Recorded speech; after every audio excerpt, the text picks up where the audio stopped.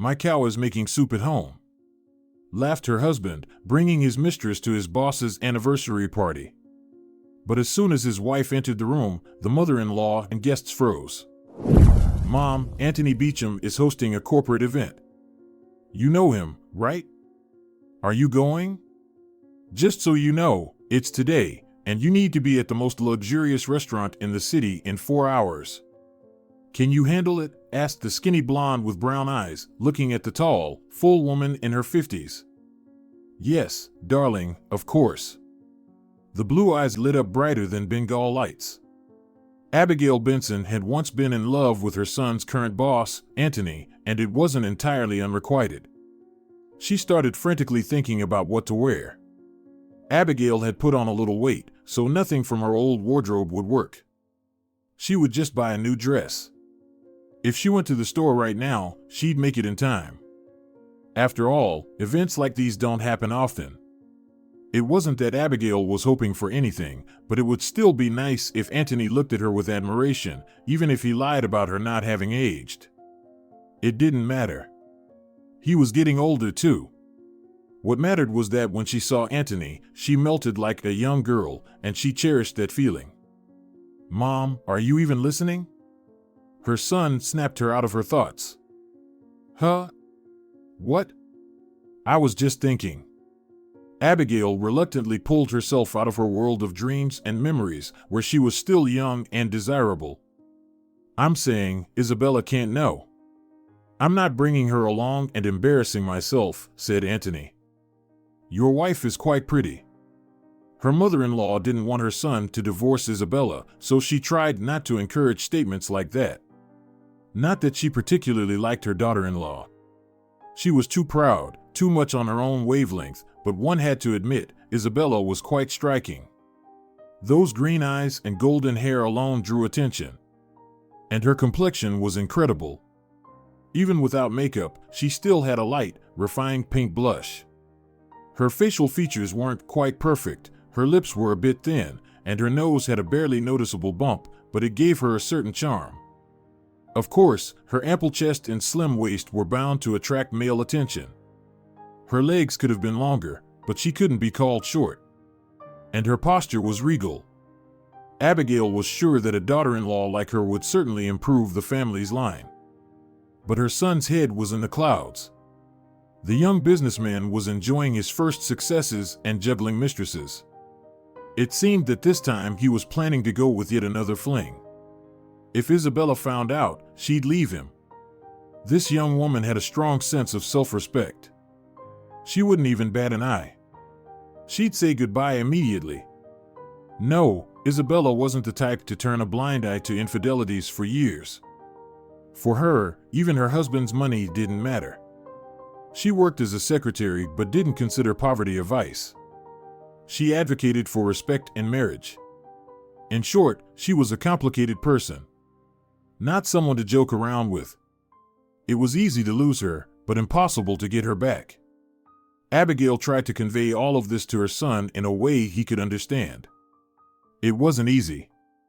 Jason was a decent guy, but superficial and thoughtless. You could say he took after his father.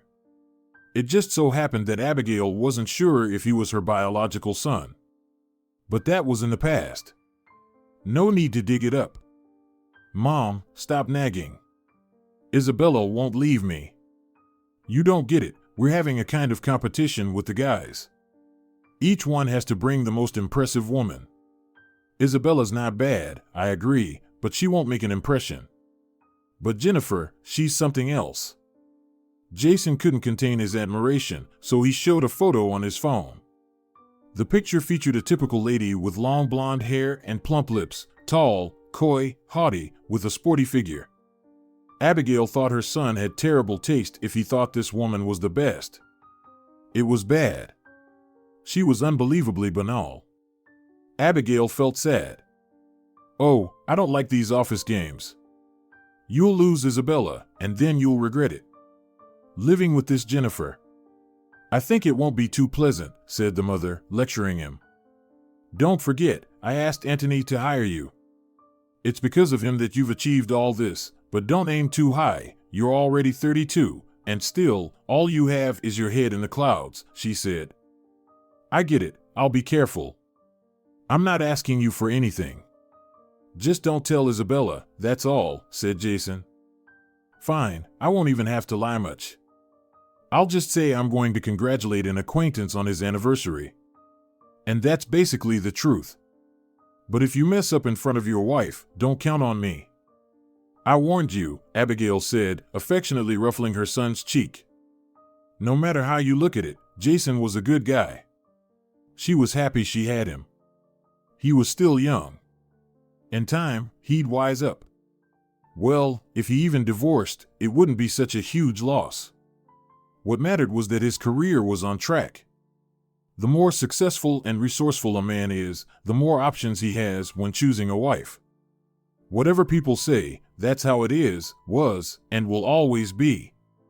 At least for men like Jason, unfaithful, not very handsome, and inattentive husbands. Jason simply had nothing else to offer women, no matter how charming he thought he was. His mother saw the truth, even if she didn't say it out loud.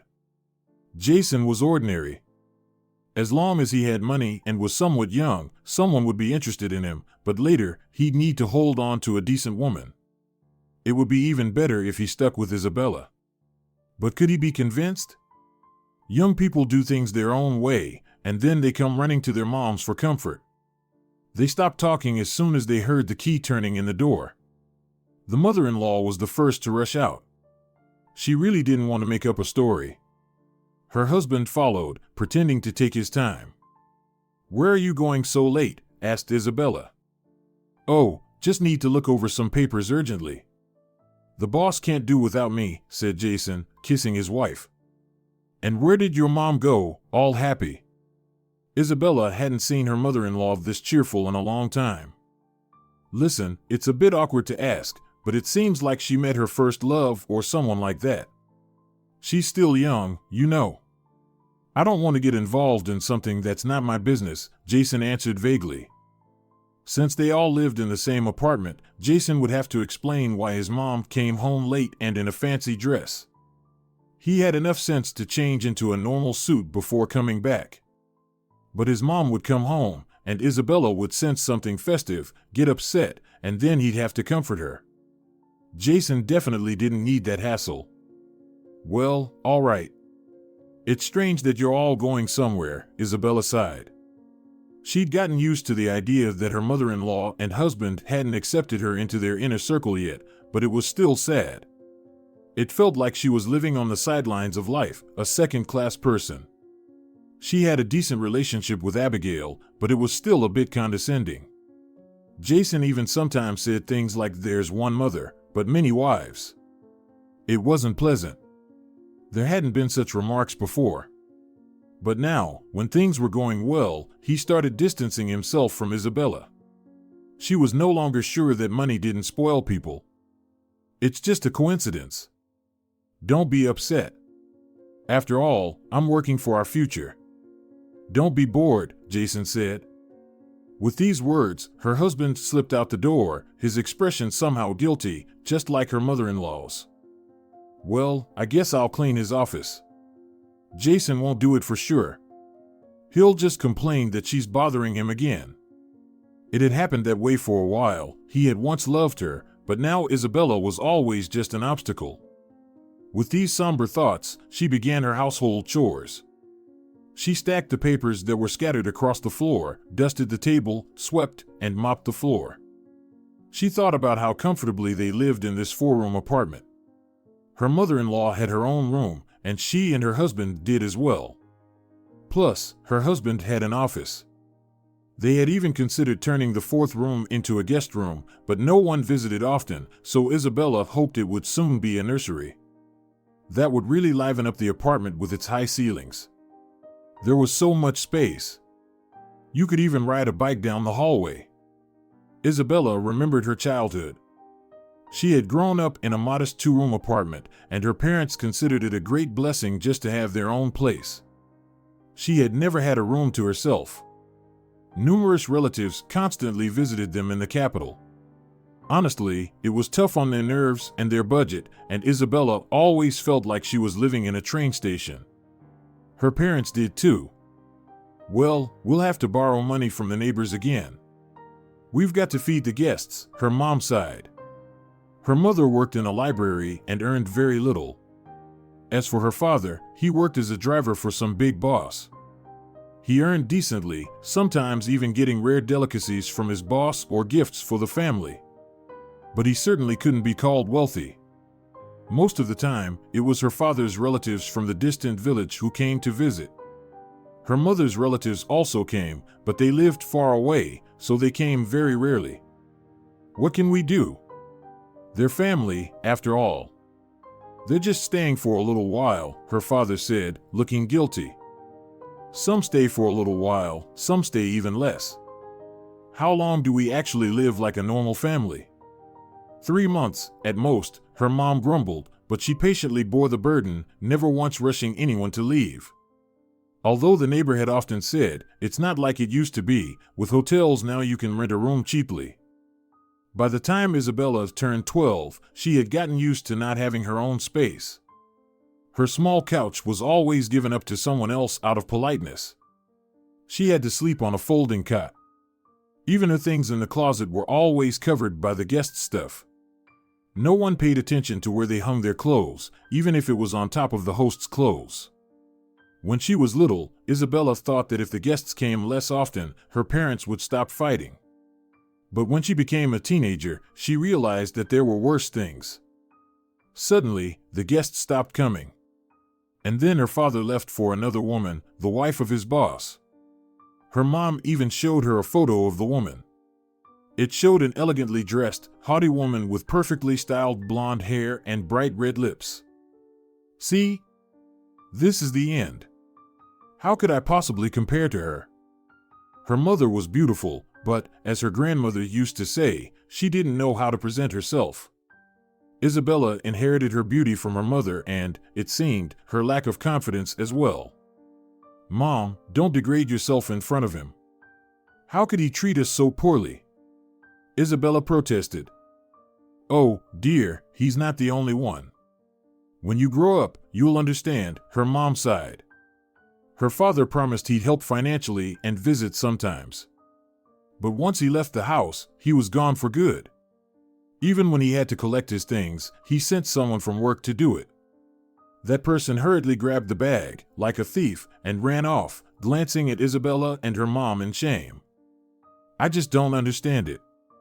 How can you treat family like that? And we even tolerated his guests, Isabella said.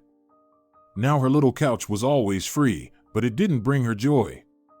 Her mom missed her father, even taking strong sedatives. Sometimes she would spiral into hysteria and cry nonstop. It could last 2 or even 3 hours. That's when Isabella would call the neighbor. Jessica, a nurse, would give her mom some drops. It didn't help much, but it did make Isabella feel a little better knowing she could turn to someone. Medicine won't cure a broken heart. If your mom were a scoundrel, she wouldn't care, but it's hard for a decent person. All of us, Isabella, we think it's going to be one man for life, Jessica said, having herself survived her husband's betrayal long ago. By that time, she already had adult grandchildren. But Jessica still looked like a dog abandoned by its owner. Isabella had promised herself that she would never get so upset over a man, no matter how golden he was. To her, cheaters weren't worth it.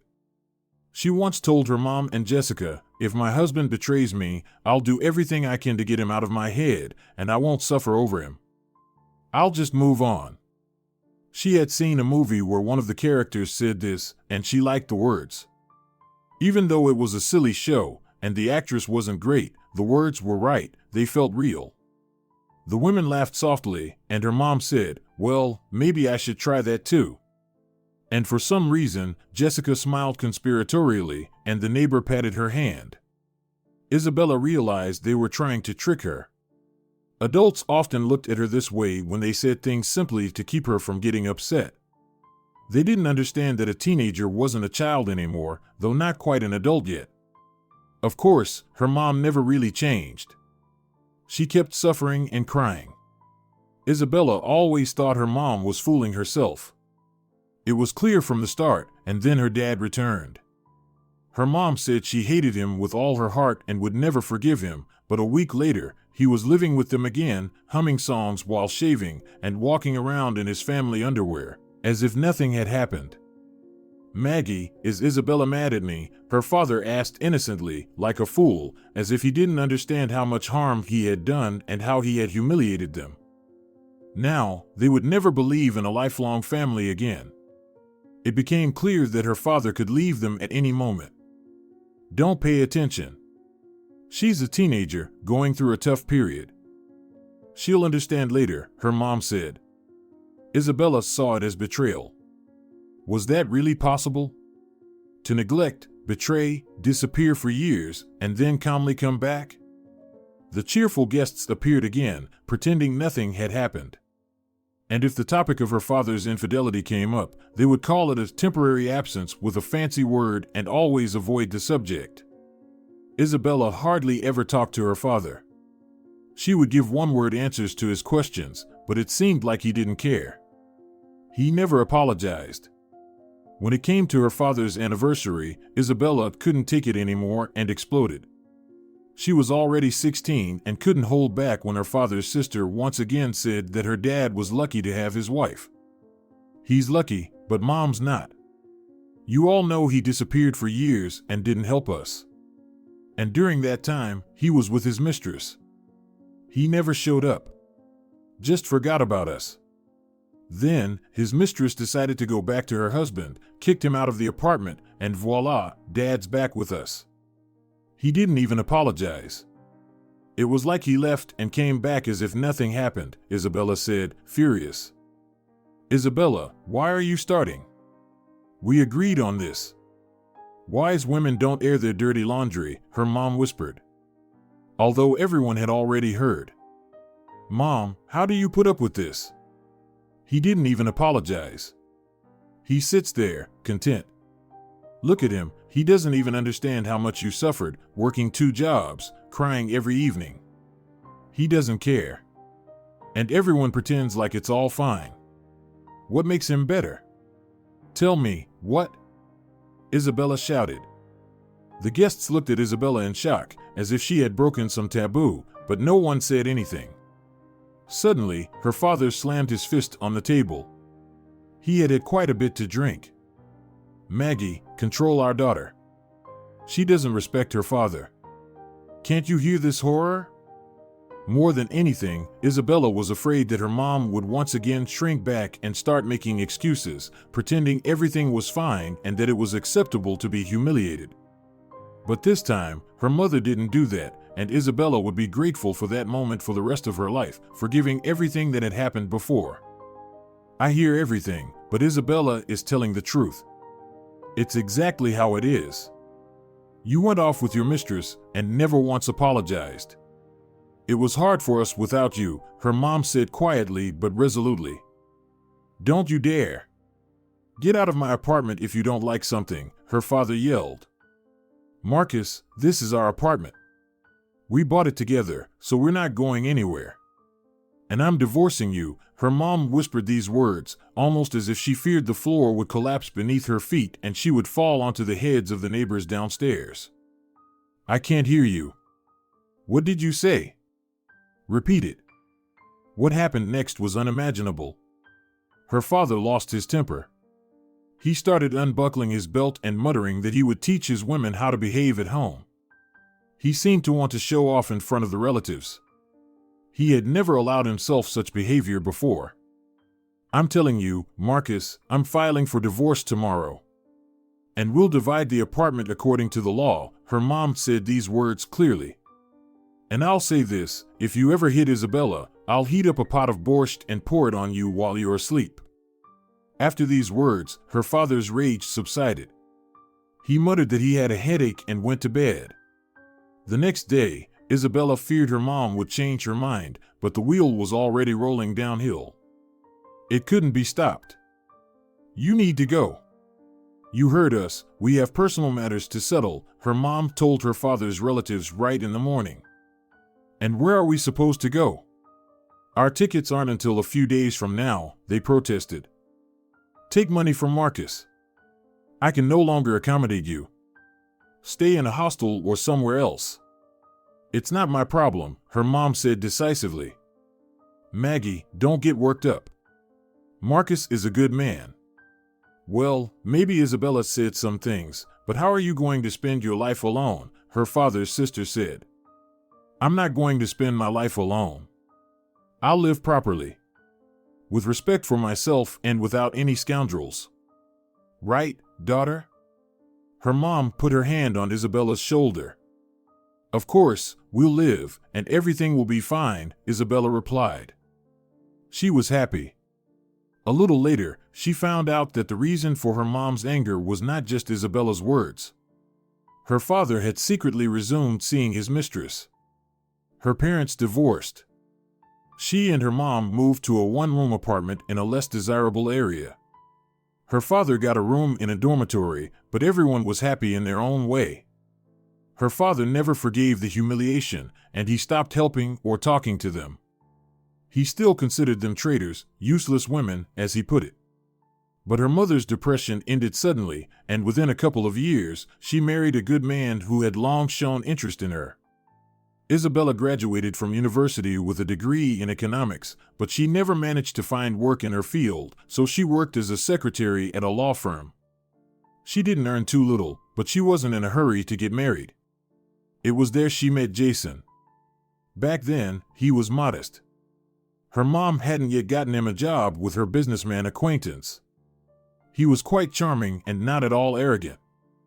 I don't have business at your office anymore, but I'm coming up with some on the fly, Jason said to her, handing her 2 theater tickets. How did you know I wanted to see this play? Isabella asked, surprised. I just overheard you talking about how the tickets were sold out. So, I thought I'd take the chance to tell you that I really like you, the young man confessed, looking innocent. What if I, say, go to the play with someone else? Isabella asked, testing him. Well, I'd be disappointed, but I'd accept it like a man. At least I'd know I have no chance. That's still something, he answered, not leaving or getting upset, just waiting for her response. His patience appealed to Isabella. Well, let's go together, she smiled. Actually, she had admirers, but none offered serious relationships. They were either, as they say, on the verge of divorce, married cheaters, or obsessed with money, trying to buy her. Some were just unpleasant, aggressive people, greedy and annoying, and the fact that they weren't married didn't make it any better. It was clear they'd likely remain single forever, one way or another. Her relationship with Jason developed slowly, and Isabella liked that. Yes, there were certain warning signs, but she was just tired of being alone and ignored them. When the wedding date was set, Jason suddenly disappeared for 2 weeks without explanation, leaving his mom to explain things to Isabella. In the end, she even considered canceling the wedding, but Jason came back, apologized, saying he had met a friend who had once saved his life. That's when things got better. He promised it wouldn't happen again. Another time, Jason mocked the modest furnishings in Isabella's apartment. By that time, he had found a good job and was on the rise. So, I'm just saving you from this hole, you should stick with me, he said. Listen, you've got nothing to be proud of yet. Your father left you and your mom an apartment. You haven't earned anything yet to talk like that, Isabella snapped at him. Well, what do you know? You're so full of yourself. Of course, it's easy to pretend money and apartments don't matter when you don't have anything worthwhile, Jason huffed. But the next day, he apologized. He said something had gotten into him, that it wasn't normally like him. It was just that his work was going well, and he had caught a case of star sickness. Isabella believed him, but from then on, this other side of Jason started showing up more and more. He would disappear without explanation, but mock her salary, hinting that he was doing her a favor. Then he'd become normal again. Isabella didn't understand which Jason was the real one, and it was sad to think that the one she didn't like might be the true one. To top it all off, she couldn't get pregnant, even though she really wanted to. So, whenever her husband got angry, Isabella involuntarily felt guilty. She thought that when everything worked out, he would change his attitude. She would be accepted into the family, treated like someone of high worth. As she thought back, the cleaning in her husband's office went by unnoticed. Her hands just did everything automatically. The room was spotless. All that was left was to empty the trash. Isabella took out the bag, but there was almost nothing inside, except for a box delivery wrapper. Also, an invoice and a receipt. I wonder what Jason bought. Isabella remembered that her husband had hinted that he knew her birthday was in 2 weeks. Of course, it wasn't right to snoop into the surprise, but her mood lifted. Like a child, she decided to find out what her husband would give her. And she discovered the invoice, which described a green dress, floor length, exactly how she loved it. Everything about it was perfect. It was expensive, judging by the catalog picture, and looked beautiful. But the dress was several sizes too big and meant for a much taller woman. The invoice stated that the dress had arrived a week ago and fit the recipient. The delivery address was neither work nor home, and the recipient was listed as a woman named Jennifer. What is this? Did my husband order a dress for someone and have it delivered? And why did he bring the box home?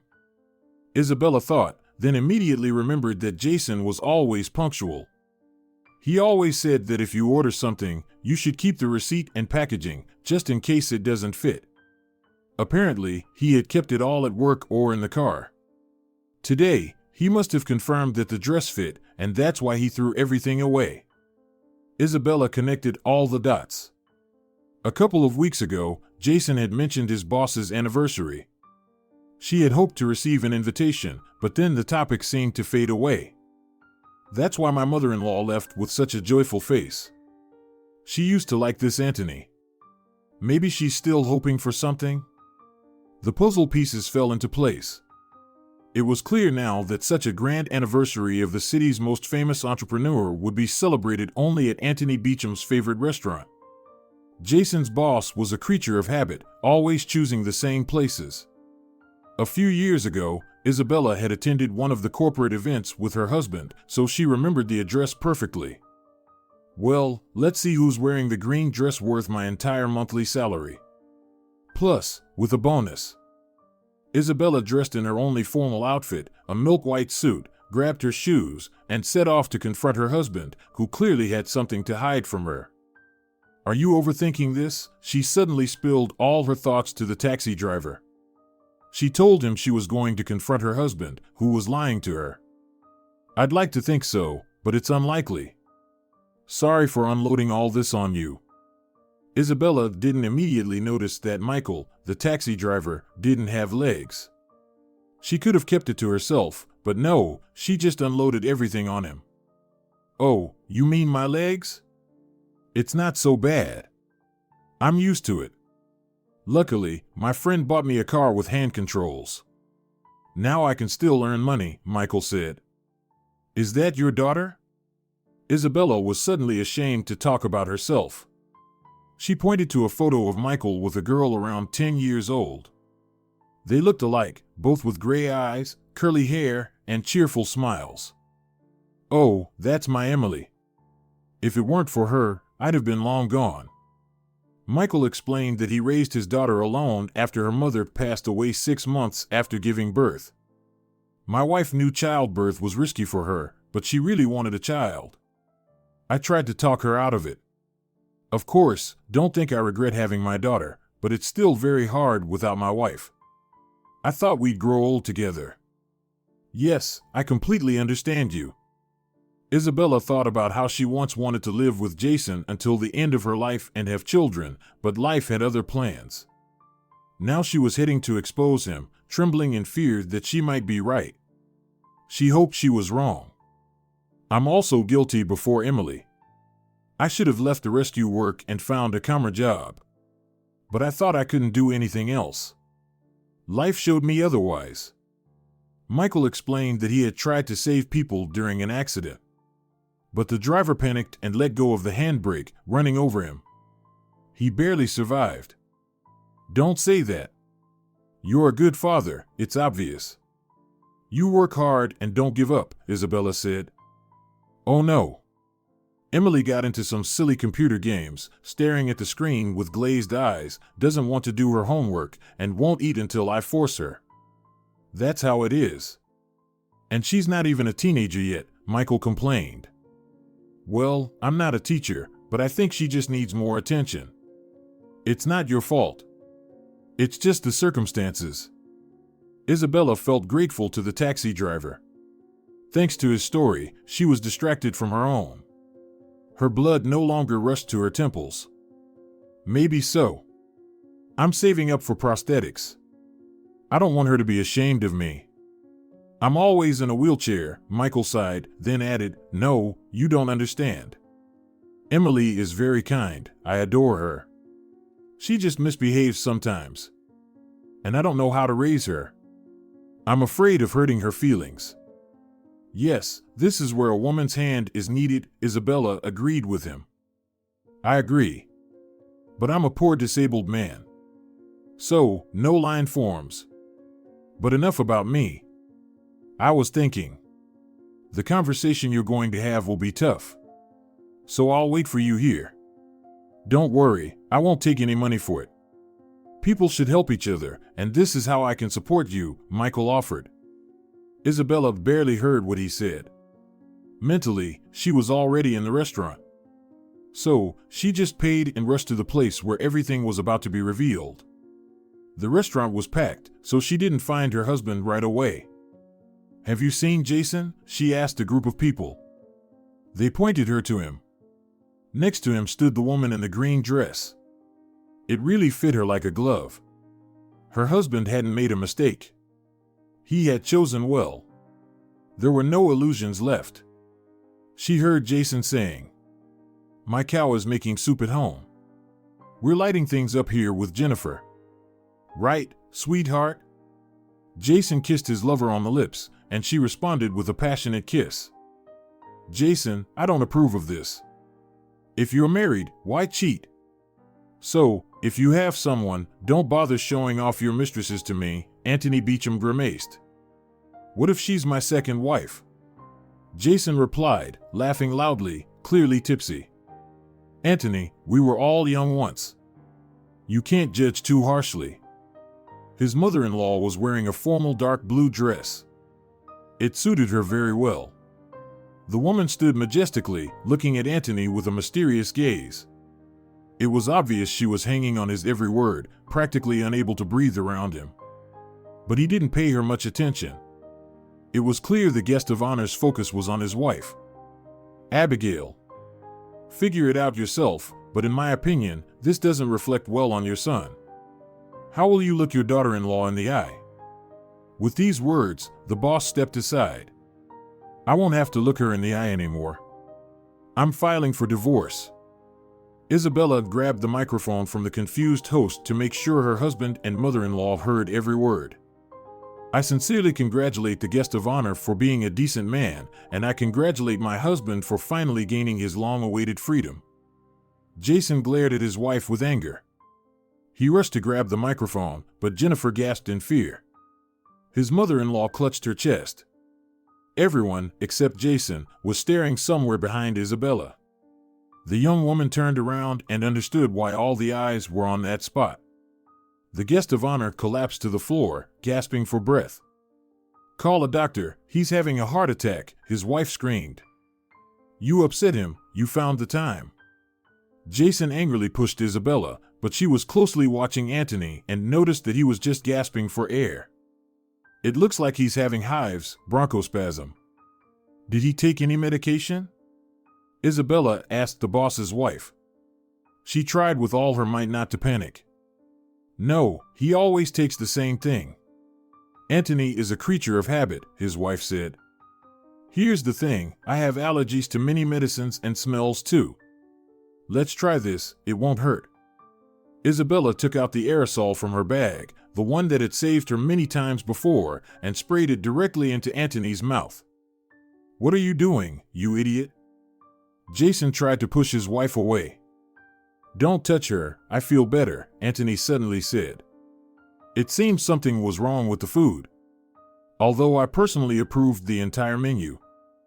Anthony, I'm sorry, this is my daughter-in-law, the country bumpkin. We're really sorry to you. What a disgrace. Jason's mother still didn't realize that Isabella wasn't at fault and had actually saved the guest of honor. Anthony simply waved his hand at Abigail and thanked Isabella. If you need anything, just ask. But I'll have to find out if someone was trying to poison me on purpose. Thanks again. Anthony handed her a business card with his personal phone number in front of a surprised Jason and his mother, who were not privileged to such a courtesy. They only called him through his secretary or assistant. Isabella, stop being so impulsive, we'll sort this out at home. Why did you do all this? Her husband tried to stop her. You know what? I really wanted to be wrong, but you really don't deserve me. Go catch up with your green dress you ordered. Your Jennifer has run off somewhere, Isabella said bitterly, slapping her husband across the face. You'll regret this. Jason shouted after her but didn't chase her. He didn't want to lose face in front of his friends. Running after some wife? That was beneath him. By a strange twist of fate, as Isabella rushed into the elevator, she ended up riding with none other than Jennifer in that very green dress. The women didn't exchange a word. What was the point? Isabella realized, if not one, then another.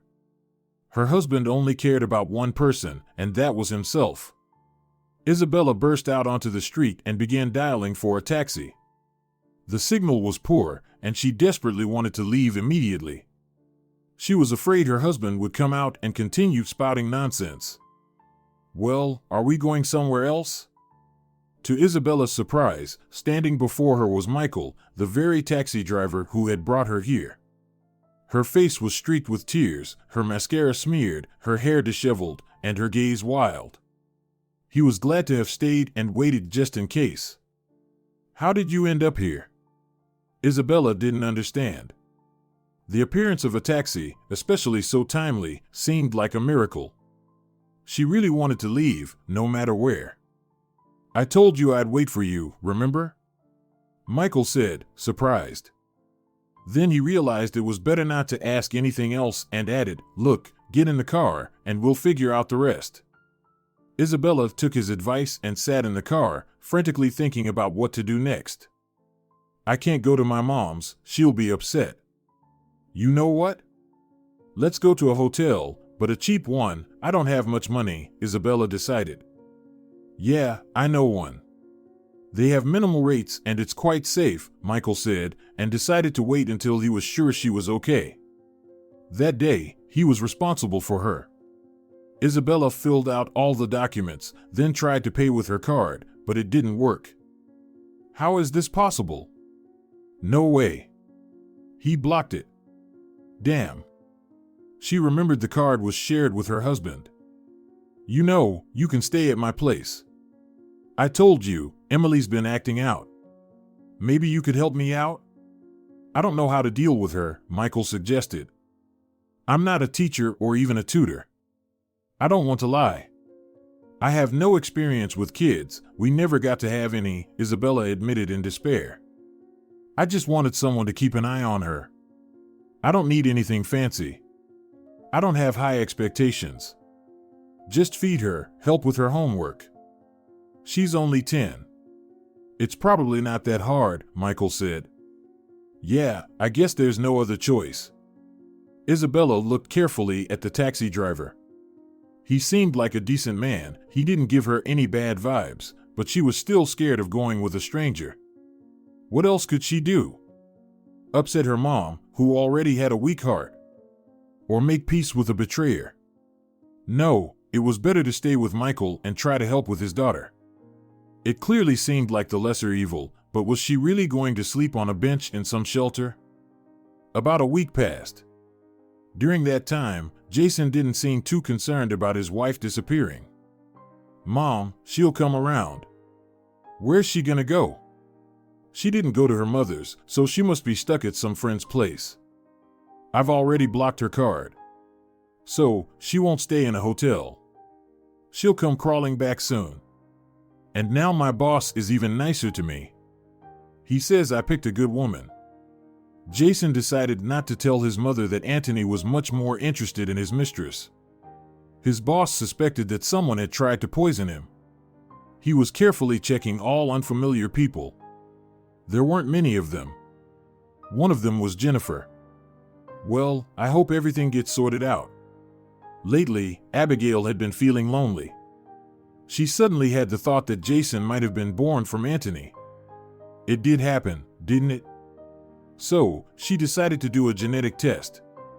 When Anthony was sleeping, she managed to secretly take a few of his hairs. Now she was anxiously waiting for the results.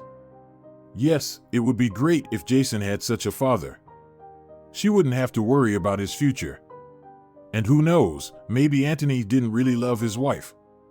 They only had 2 daughters, and a son would certainly not hurt. At the same time, Anthony himself had been keeping an eye on all the acquaintances and strangers who had attended his anniversary. But he didn't mention it to anyone. He was sure he would uncover the mystery of why he nearly suffocated. He needed to understand who and why wanted to eliminate him in such a cunning way. Jason, I need to talk to you about your Jennifer. You know, I think she tried to poison me, Anthony said to him about a week later. Why do you think that? And I hope you're not suspecting me? Jason was terrified. He didn't want to lose his career and freedom. I wouldn't say this without evidence. You see, we found witnesses.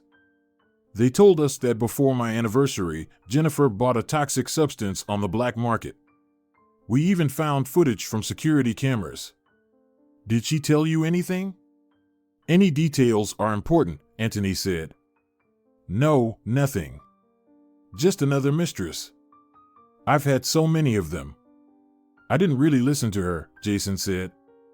Too bad. You should have. You see, she might be the daughter of my old business partner. He was once imprisoned. It wasn't my fault, but Calvin thought differently.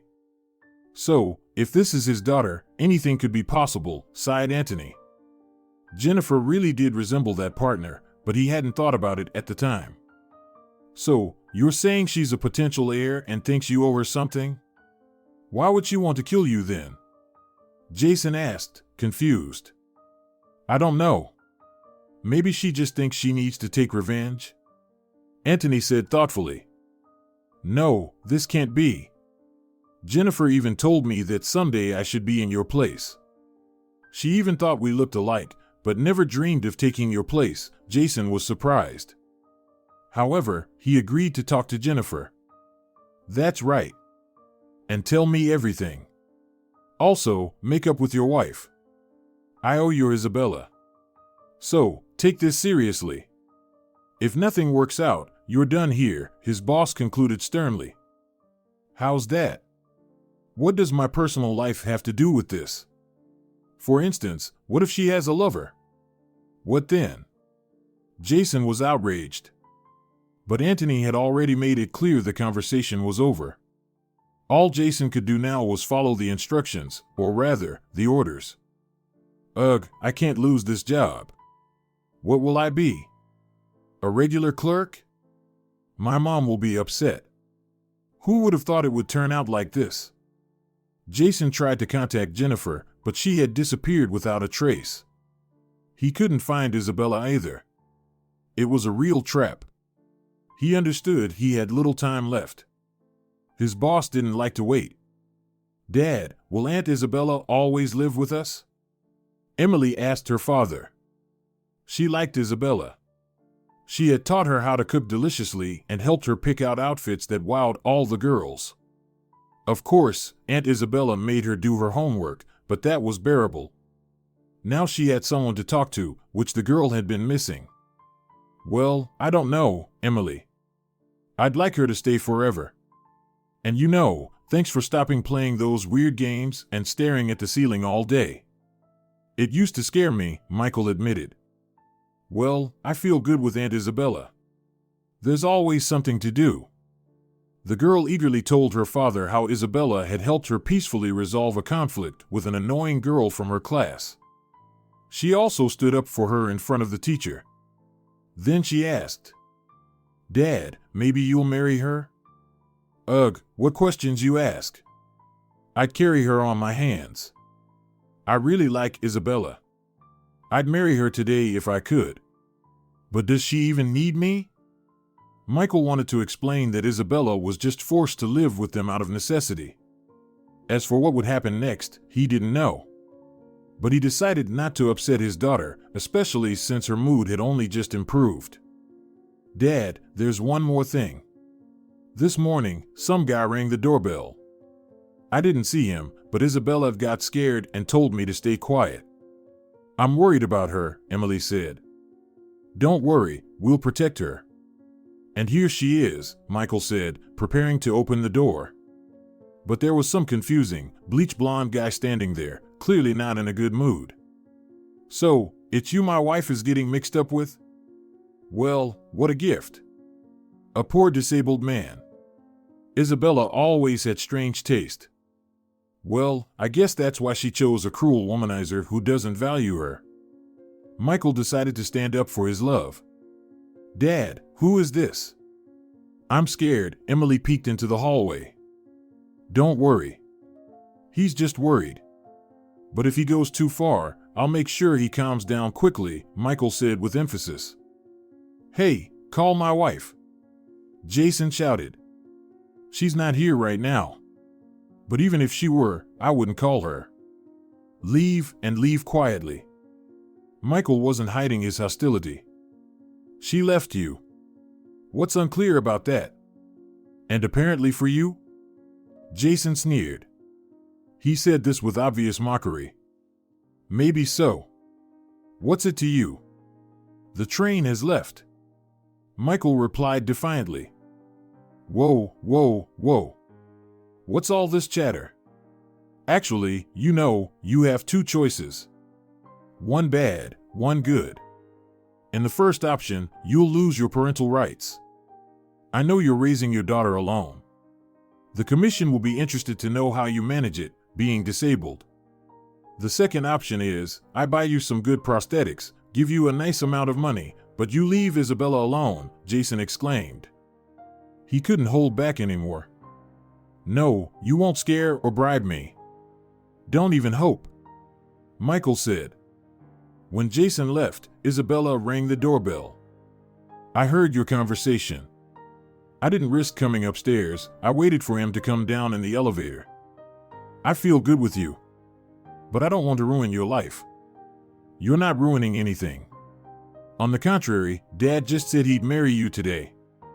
Emily rushed out of the room and threw herself into Isabella's arms. Well, that's something to think about.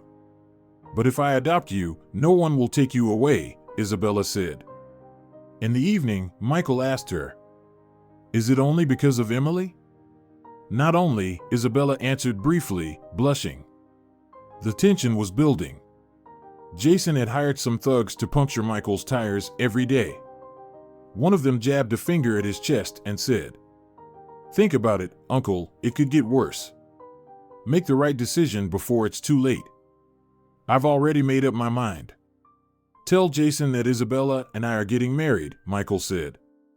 He didn't tell her anything to avoid scaring her, but the next day someone had tampered with his car's brakes, and Michael only survived by sheer luck. He managed to steer into the bushes and didn't drive too far. Isabella, here's what I've been thinking. Let's stay at my friend's place for now. It seems dangerous here. He told her what had happened. No, I think we can't run away. You know what? I'll talk to my husband's boss, Isabella said. She had already filed for divorce and wasn't planning to change her mind. Actually, Isabella hadn't told Michael much either.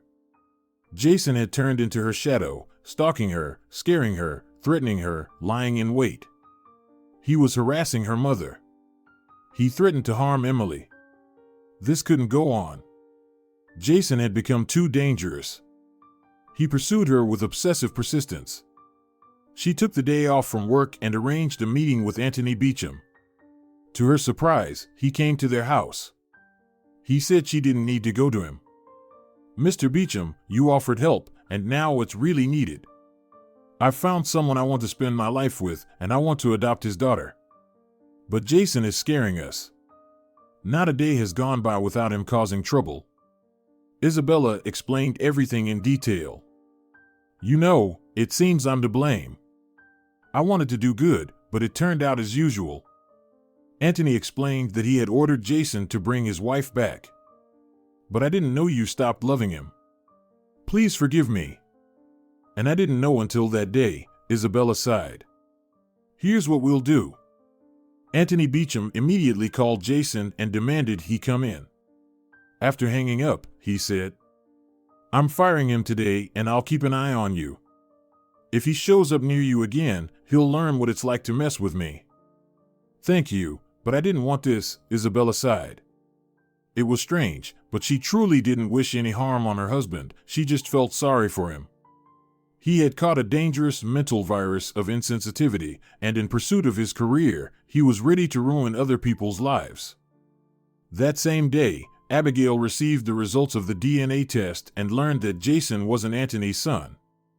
She hadn't even had time to be properly upset when she found out that Anthony had fired her son. Yeah, trouble never comes alone. Good thing I kept everything a secret. And that Isabella has only brought us misfortune, Abigail thought, not realizing that the problems she and her son had created were a result of their own dishonorable behavior. Well, Mom, we'll manage somehow. At least we caught Jennifer. It turns out she's not related to Anthony Beecham's late business partner. So, at least he won't blame me for that. But she really did try to poison him, Jason said. Why would she do that? His mother asked, surprised. Jennifer truly believed I was going to marry her. She thought I'd take over as boss. Apparently, there were rumors that I might be his son. Can you believe how ridiculous that is? Jason said. Abigail didn't mention that there were indeed some grounds for the rumors, and it seemed that some people still remembered them. But now she thought it was better to just look surprised and join her son in being outraged at the ridiculous gossip. Can you believe what they make up? It's a good thing that Anthony didn't become my enemy. That's the only comfort. Jason's dismissal seemed to have released all his vanity and arrogance. He started to resemble a normal person again. Even his mother realized that success hadn't been doing him any favors. 6 months later, Anthony Beecham called Isabella and said they needed to talk. Preferably in Michael's presence, but Emily wasn't yet ready for the news. All right, let's meet at a cafe then, Isabella suggested. The little girl was following her around like a shadow. So, if Emily wasn't at school, it was impossible to ask her to go to another room until she fell asleep. That same day, Michael and Isabella learned that Anthony Beecham had once had a business partner and had been searching for his heirs for a long time. You see, at first I thought it was Jennifer. But when I started investigating, I found out there was a boy, Michael, and I found him. At these words, Anthony Beecham shook Michael's hand and patted him on the shoulder. He said he was going to settle an old debt. He had already ordered the best prosthetics for the guy. He was also going to buy him an apartment and hire him as his personal driver. The only thing was, he'd need to change the car for a more upscale one. If Michael had had legs, they surely would have given out. He couldn't even understand what reality he was in. He hadn't gotten used to the fact that his daughter was happy and that he had found a loved one. They were even expecting a second daughter. And now this. He had never been searched for, never been wanted. So, Michael just assumed he was nobody's concern. But it turned out his real father had ordered him to be found, and only his mother had not wanted him, as she had already started a new, albeit not very happy, life. It turned out she had even set up his father for her lover, and he had dumped her anyway. But it seemed she had remarried. Not to a good man, but to a greedy businessman, and now she was raising his children, who didn't like her at all. Anthony even showed pictures and gave her mother's address. He asked if Michael wanted to meet her. But Michael decided to refuse. However, all Anthony's other offers were accepted. They decided, since that's the case, why not have not just a quiet signing, but a proper wedding? Anthony suggested celebrating it at his favorite restaurant. Isabella's mother even danced the waltz, as she had long dreamed of, saying, "Well, it's good that this time you're having a real wedding, daughter. With Jason, you just signed papers. It wasn't really proper."